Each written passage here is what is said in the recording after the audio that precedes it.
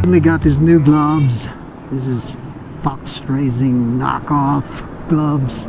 It's got some kind of suede material, suede fabric on the palms, and we got leatherette palm cushion. You got leatherette palm cushions there. It's comfortable.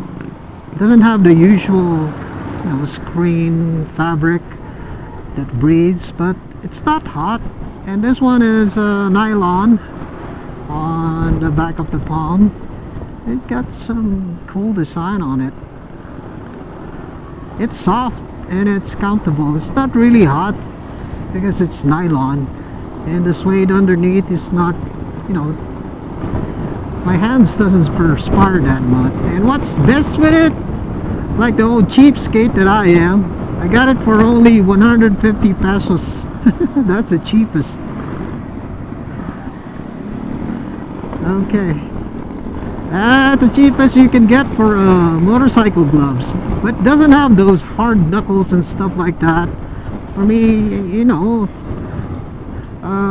it's a good protection already.